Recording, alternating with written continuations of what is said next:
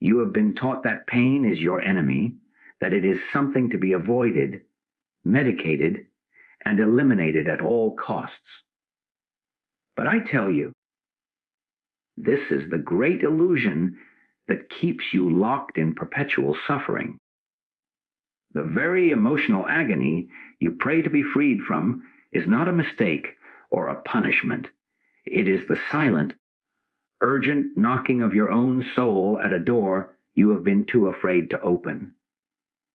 In this talk, we shall uncover why this pain is, in truth, the sacred gateway to your awakening, and how your desperate attempt to escape it is the only thing that prolongs the night. Stay with this, and you will come to see that the fire which seems to consume you is, in reality, the light that has come to set you free. Consider for a moment the last time you felt a profound emotional ache, a heartache from a loss, the sting of betrayal, the heavy weight of anxiety about the future. Your entire being, conditioned by a world that worships comfort, immediately recoiled. You likely thought, "Why is this happening to me? What have I done to deserve this? How can I make it stop?" We scramble for the anesthetic. We lose ourselves in work. We seek solace in another's arms. We numb the feeling with entertainment or substance. We even pour it out in stories to anyone who will listen, hoping that by externalizing it, we can be rid of it. We have been taught to see this pain as a flaw in the system of our lives, a sign that we have failed or have been failed by the world. We treat it as an enemy to be defeated, a darkness to be dispelled. But what if you have been misreading the signal entirely? What if that pain is not a sign of something gone wrong, but a sign of something trying to come right? Imagine you have a splinter in your finger. The body's intelligence does not ignore it. It creates inflammation. It sends pain signals. It focuses your entire attention on that spot. The pain is not the problem. It is the indicator of a foreign object that does not belong, and it will not cease its intelligent alarm until the splinter is removed. Your emotional and mental suffering operates on this same principle of a higher spiritual intelligence. The heartache, the anxiety, the feeling of lack, this is not the disease itself. This is the fever, the inflammation. It is the urgent, persistent signal from a deeper level of your own being, what we might call the divine within, that something is out of alignment. It is knocking to get your attention, not to punish you, but to guide you back to yourself. The pain arises because you are living from a place of misconception. You believe you are this separate physical personality, a fragile self navigating a hostile world, dependent on external people, circumstances, and things for your happiness and security. This limited view, this sense of a personal I that can be hurt, offended, or deprived is the splinter. Every time life events challenge this personal sense of self, when someone criticizes you, when a possession is lost, when a relationship ends, the pain you feel is the friction between what you truly are and the narrow identity you are clinging to. It is the thunderous protest of your infinite nature against the confines of the finite cage you have mistaken for yourself. So when you feel that surge of jealousy because a colleague receives praise, Do not just feel guilty and try to suppress the feeling. Look at it. That jealousy is a brilliant, if uncomfortable, spotlight. It is showing you where you are deriving your sense of worth from external validation. It is revealing your belief that there is not enough success to go around, that you are in a state of lack. The pain is the signal, and the signal is pointing directly to the splinter, the belief in a separate, competitive self that needs to win to be whole. When you feel the deep loneliness even in a crowd, that ache is not proof that you are unlovable. It is the exact opposite. It is your soul's memory of a union that has never been broken, crying out because you have fallen asleep and are dreaming of separation. The pain is the homesickness for your own divine nature. Therefore, the transformative journey does not begin when you finally eliminate all pain. It begins the very moment you stop treating the signal as the problem, when you can sit with the anxiety without rushing to the television to drown it out, when you can feel the heart hatch without immediately seeking a new romance to cover it. You have taken the first step toward awakening. You have turned toward the knock at the door instead of pretending you cannot hear it. This pain, in all its ferocity, is the only thing honest enough, forceful enough to shatter the complacency of a life lived on the surface. It is the divine instrument that strips away your attachments, your false securities, and your egoic pretensions, until nothing remains but the raw, pure truth of what you are. It is the fire that burns away everything that you are not. And so, having recognized this pain as a signal, the human impulse is to find a solution. This is the great diversion, the endless maze we construct for ourselves. We are masterful escape artists. The moment that familiar ache of loneliness surfaces, we reach for the phone to scroll through a digital world of curated lives, or we fill our calendars with social engagements, not out of joy, but out of a frantic need to outrun the silence. When the anxiety about our finances or our future tightens its grip in the middle of the night, we immediately begin mental calculations. We devise new plans. We seek out a guru, a book, an investment strategy, anything to provide the certainty our trembling self demands. A relationship brings us pain, and so we believe the solution is to change the other person or to find a new one who will finally behave in the way that guarantees our happiness. We are treating the smoke while ignoring the fire. This relentless seeking, this frantic effort to rearrange the external world to soothe our internal turmoil, is the very activity that perpetuates the dream of separation. It is a confession of faith in the power of the effect to cure the cause.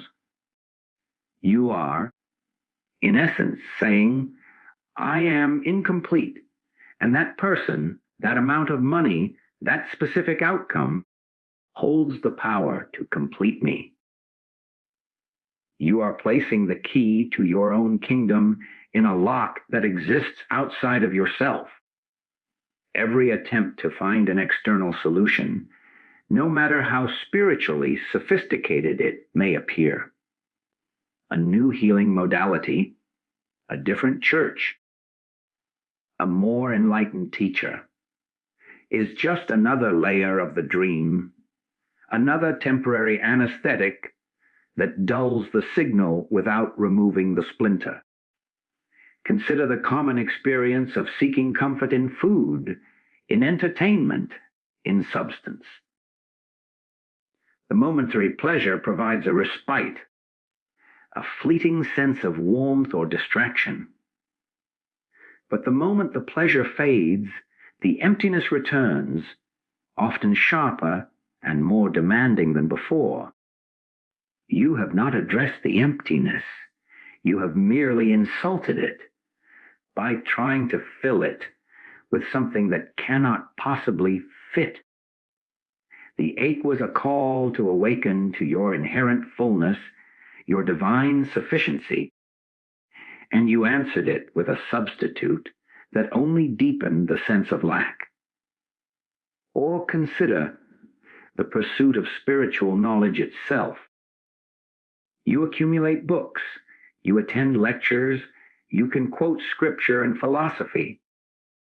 This becomes a new fortress, a new identity, the knowledgeable seeker.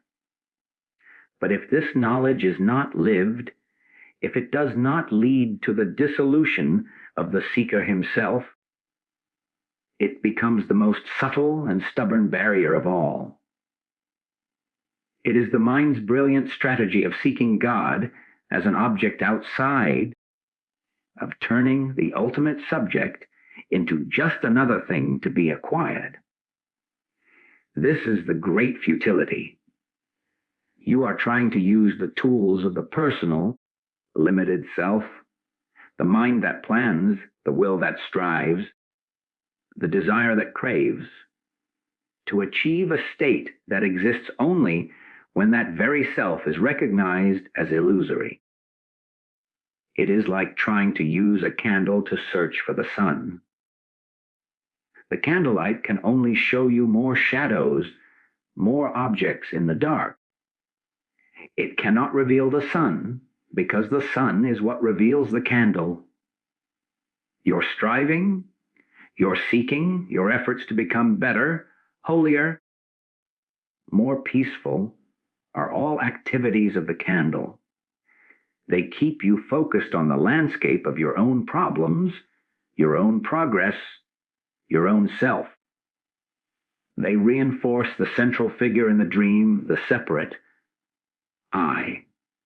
That is on a journey to find something it believes it has lost. The pain will persist, the knocking will continue, not because the divine is cruel, but because it is relentlessly honest. It cannot and will not grant peace to the illusory self. It cannot give a permanent solution to a temporary problem. The problem is the belief in the separate self, and any solution that self concocts will only strengthen its own apparent reality. So you try therapy, and perhaps you feel better for a time, but a new form of suffering arises.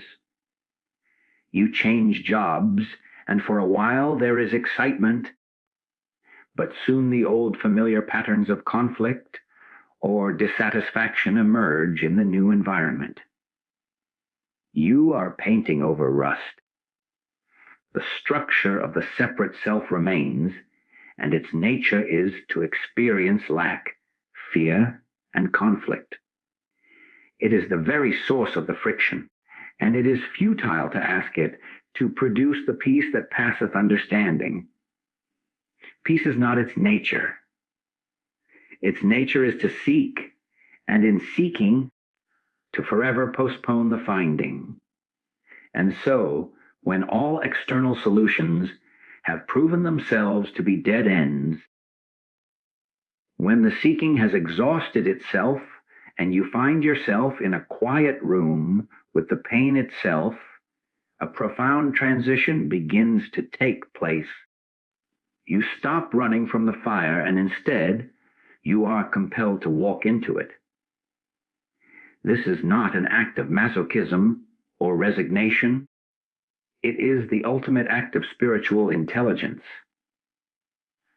The very suffering you have spent a lifetime avoiding is revealed to be a purifying flame, a sacred fire whose purpose is not to destroy you, but to burn away everything that is not you. This is the fire that consumes the illusion of the separate self, the identity built on sand, the attachments and fears you have mistaken for your own being. Consider the raw, searing pain of betrayal. The mind immediately wants to craft narratives of victimhood, to assign blame, to build walls to ensure it never happens again. This is the self attempting to preserve itself, to fortify its castle. But the purifying fire of that pain, when allowed to burn without these egoic additives, does a different work. It burns away the naive expectation that another human being could ever be the source of your permanent security. It incinerates the childish belief in a world that exists to meet your personal demands. What remains, when the smoke of your personal reaction clears, is not a scarred and broken thing, but a startling, unshakable freedom. You are no longer tethered to that particular source of suffering because the cord has been burnt through. You stand, perhaps for the first time, on your own ground, not as a lonely individual, but as a being who has discovered a foundation that cannot be shaken by the actions of others. This same principle operates in the relentless anxiety about the future. The mind spins tales of impending doom, of financial collapse or professional failure. You try to placate it with plans and assurances, but the anxiety only mutates and returns. The fire of this anxiety, when you stop feeding it with mental stories and simply feel its raw energy in your body, the tightness in the chest, the restlessness, begins to reveal its true nature. It is burning away your attachment to a known future. It is destroying the illusion that you are the author and controller of your life story. As this attachment is consumed, a profound stillness can emerge in its place. It is not a stillness of certainty, but a stillness of being, a capacity to abide in the eternal now without needing to know what the next moment will bring. The anxiety was the friction of a mind clinging to a timeline, and the fire is the dissolution of that false security. This purification is an active, intelligent process, not a passive punishment. It is as if your own soul has appointed this pain as its master blacksmith. The grief you feel at the loss of a loved one is the fire in the forge, and your heart is the metal being worked. In that unbearable heat, your limited capacity for love, which was conditional and dependent on the physical presence of the other, is being hammered and shaped into something unconditional and infinite. The personal love, which could be taken from you, is being transformed into the impersonal love that you are, which can never be lost because it is your very substance. The pain is the instrument of this alchemy. It feels like death because it is a death. The death of a form, the death of a way of loving that was too small to contain the divine reality. Every moment of significant emotional pain, therefore, presents this critical choice: to see it as a threat to your existence, or to recognize it as the purifying fire that makes real existence possible. The resentment you clutch after a conflict, if you let it burn without acting on it, will incinerate your pride and leave behind the clear space of understanding. The jealousy that grips you will burn up your sense of separative competition and reveal the underlying unity, where another's gain is your own. This is not a philosophy to be believed, but a furnace to be entered. It requires a courage not of the ego, but of the spirit, a willingness to be undone, to be stripped bare, to allow everything you thought you were to be consumed in this holy fire until all that remains is what was there before the world was formed, the pure, uncreated, and eternal self. To walk into this fire, then, is not an act of willful endurance, but one of profound and intelligent surrender. It is the conscious and deliberate letting go of the reins you have been clutching in a white, knuckled grip your entire life. You have believed that your safety, your happiness, and your very existence depended on your ability to control the outcomes, to manage perceptions, to steer the ship of your life through every storm. But the purifying fire has shown you the truth that the ship is an illusion. The storm is of your own making, and the captain you believed yourself to be is the primary source of the turmoil. Surrender is the moment you finally, warily, and with immense relief, release that grip. This is not a passive collapse or a defeatist resignation to fate. It is the most active state of being you will ever know. It is the active choice to stop the internal war. Think of the energy you expend daily in resistance. Resisting a critical comment, resisting a traffic jam, resisting a feeling of boredom, resisting the aging of your body. This resistance is the fuel for the fire of suffering. Surrender is the withdrawal of that fuel. When you are stuck in a long, unmoving line, you can feel the tension build in your shoulders, the frustration boiling in your mind as you mentally argue with reality, shouting at the injustice of the delay. Surrender is the conscious decision to stop arguing.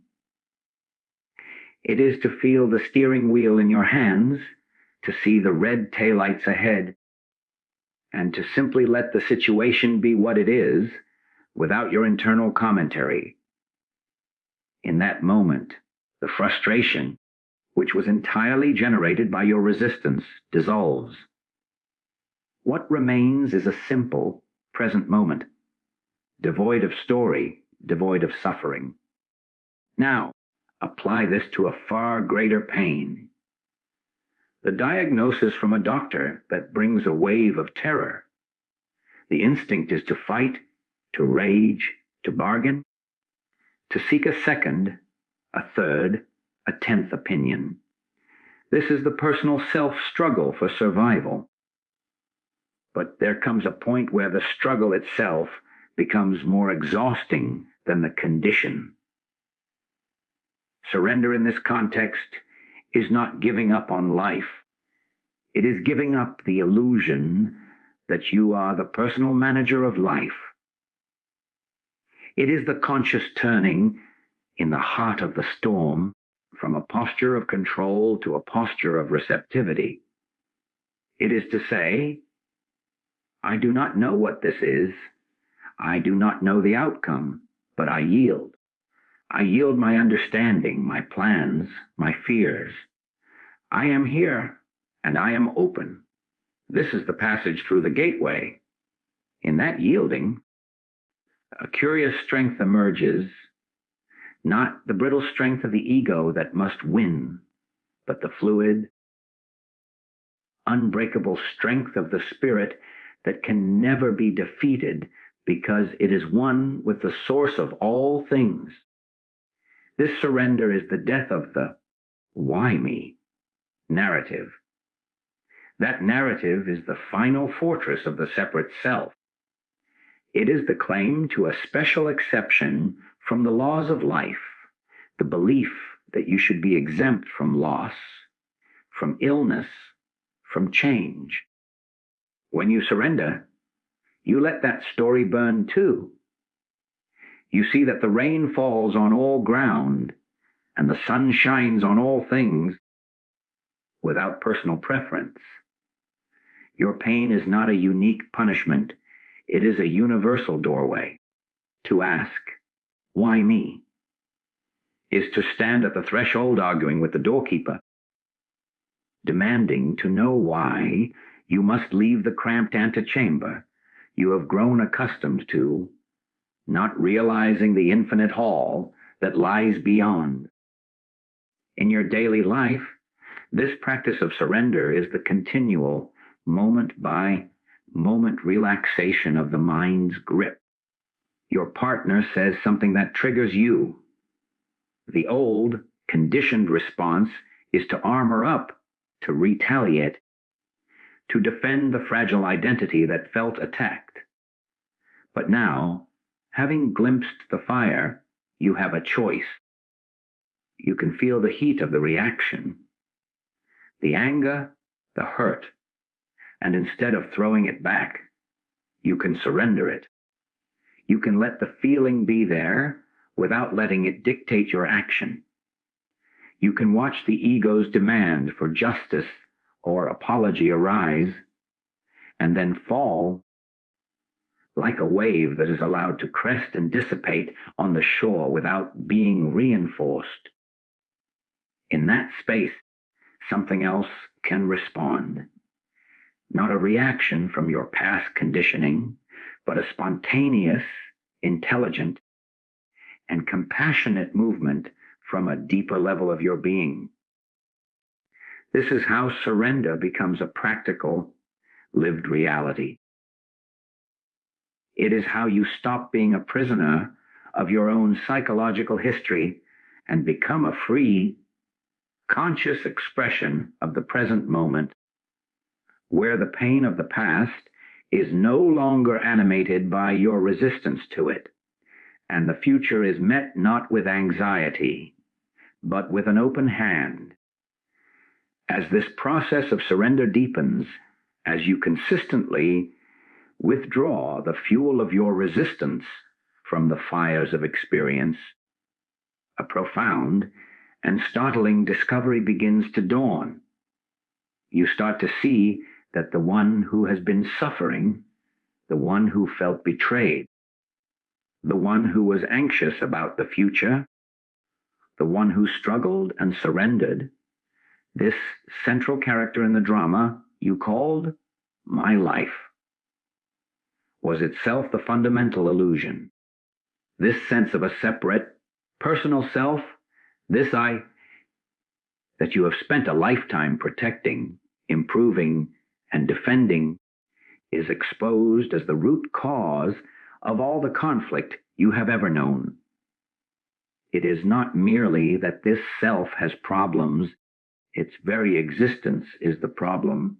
For this I is a constellation of memories, reactions, conditioned beliefs, and acquired preferences masquerading as a solid, continuous entity. It is a ghost that haunts the present, a story that is constantly being edited, a mirage that appears substantial only from a distance. Observe this in the simple, daily machinery of your thoughts. The moment you wake up, the narrative begins. I am tired. I have that difficult meeting today. I hope I can handle it. I need coffee. This endless stream of self-referential commentary is the activity that sustains the illusion. It creates a center around which the world seems to revolve. When a driver cuts you off, the reaction is not a pure, impersonal noticing of a car changing lanes, it is a personal affront. How dare he do that to me? The me here is the fragile identity that feels disrespected, its territory violated. The entire event is filtered through this sense of a separate self, and suffering is the inevitable result. The pain does not come from the car's action, but from the interpretation of that action by a non-existent center. This personal sense of self is a vacuum that constantly demands to be filled. It feels incomplete, and so it seeks completion in possessions, relationships, achievements, and beliefs. It is the voice that says, I will be happy when I get that promotion, or I am nothing without her love. It is the one that compares itself to others, feeling either superior or inferior, but never whole. Its entire existence is predicated on duality, good and bad, mine and yours, success and failure. It cannot know peace, because peace is the dissolution of its own boundaries. It cannot know love, because love is the end of its separation. Every single one of your emotional pains, when traced back to its origin, leads to this single, erroneous belief. I am a separate self, and this separation is real. The purification we have spoken of, the fire of your suffering, has one ultimate purpose, to burn this illusion to ashes. The heartbreak that feels so uniquely yours is, in its essence, no different from any other heartbreak in the world.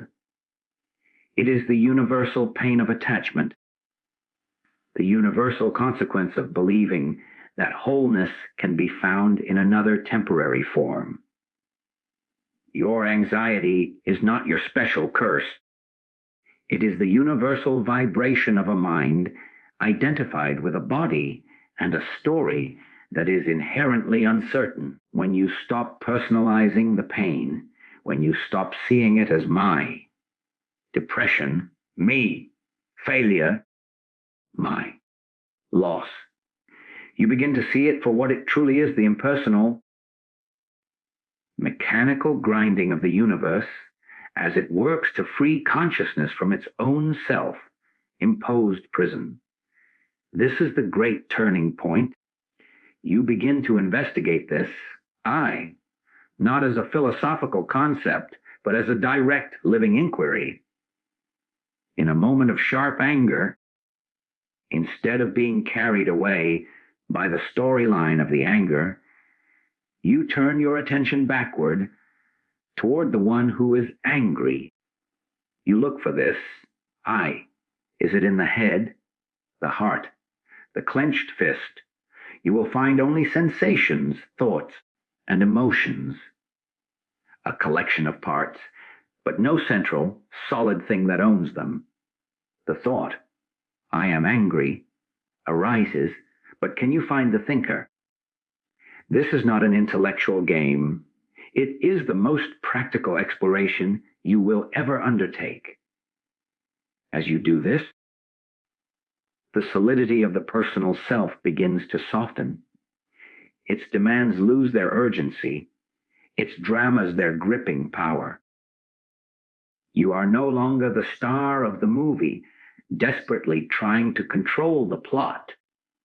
You are becoming the aware space in which the entire movie, the thoughts, the feelings, the sensations, the world itself, is spontaneously appearing and disappearing. And in that space, the root of suffering is no longer being nourished. And so, as the noise and struggle of the personal self begins to quiet, as the frantic search for external solutions ceases, and the internal war of resistance comes to an end, what remains is not a void or a barren emptiness, but a startling and ever present aliveness. This is the conscious awareness that was always there, silently witnessing the entire drama, the one who heard the signal of pain, the one who watched the futile seeking, the one who felt the heat of the purifying fire and the release of surrender. This awareness is not a new thing you acquire. It is what you have always fundamentally been prior to the story of I. It is the silent, spacious, and luminous background against every thought, every feeling, and every experience of a lifetime. Awakening is not a dramatic arrival at a new destination. It is the simple, profound, and irrevocable recognition of the ground upon which you have always been standing.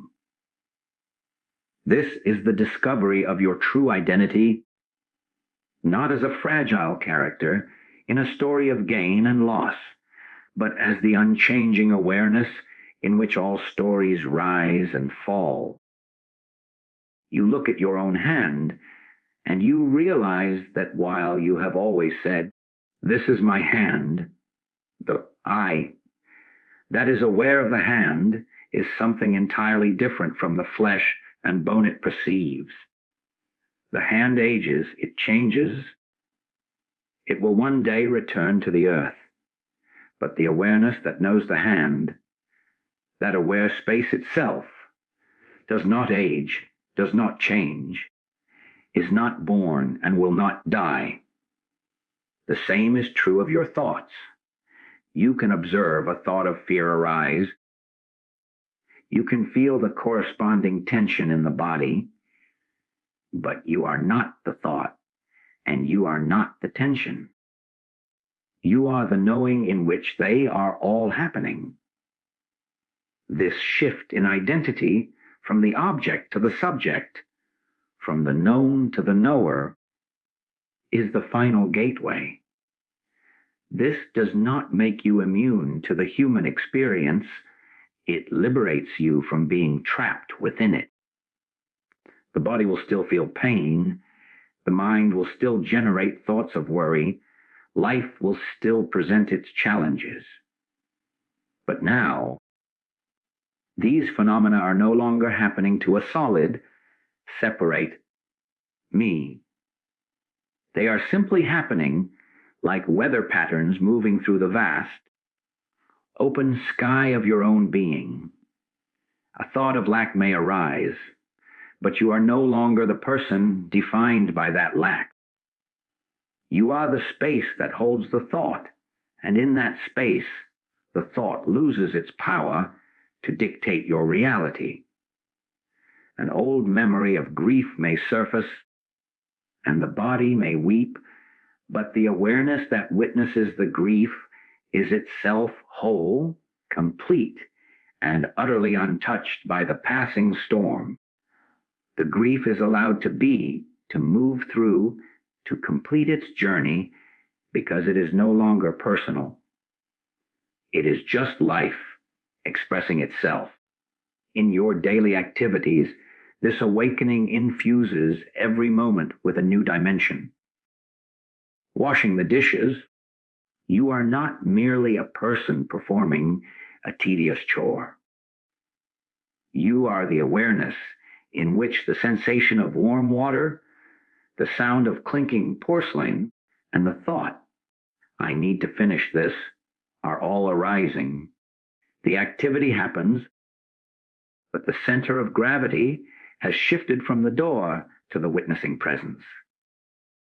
In conversation, you listen not just from the personal mind that is preparing its response, but from this deeper, silent awareness that hears the truth behind the words and can respond from a place of spontaneous intelligence, not from conditioned reaction. You walk down a street, and you are not just a body moving from point A to point B. You are the conscious space in which the entire scene, the buildings, the sky, The sounds of the city is appearing. You are the universe, conscious of itself. This is the end of the search, because you are what you were seeking. The peace you longed for was not a state the mind could achieve, but the very nature of the awareness you are.